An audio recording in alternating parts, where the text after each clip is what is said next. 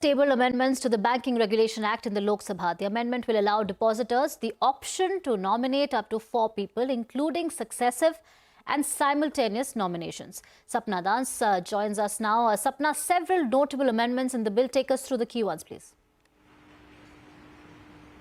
Well, this is something that the Finance Minister had already spoken about in her FY24 budget speech, wherein she had made it very clear that for the convenience of investors and depositors, certain amendments will have to be brought to the banking law bill, to the banking laws, which would entail changes, simultaneous changes in RBI Act, SPI Act, the Banking Acquisition Act, so on and so forth.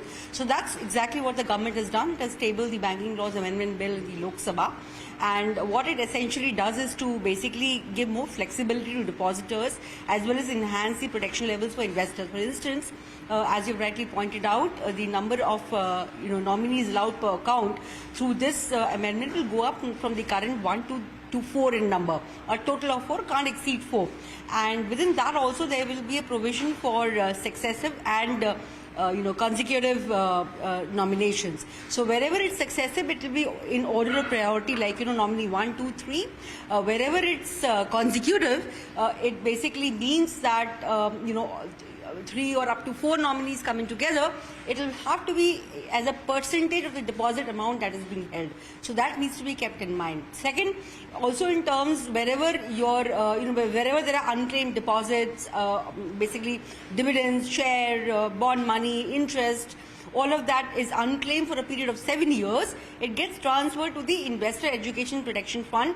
However, from now onwards, that money can be claimed or refunded to investors. So basically, it kind of streamlines the entire thing. You don't have to go looking here and there where are my unclaimed dividends or where are my unclaimed shares, so to speak. Third, of course, also it makes certain rules for the banking system as a whole, makes it tighter in terms of bank reportage to the Reserve Bank of India in terms of the statutory requirements, statutory reports. As of now, it was every reporting Friday, but now the dates are changed, or rather they are proposed as the last day of every fortnight, every month or every quarter, and all the banks will have to have the same timeline. You cannot have certain banks following one timeline and other banks following another timeline. So this brings consistency in the reporting of important information to the banking regulator. That's the intent of the government and of this bill.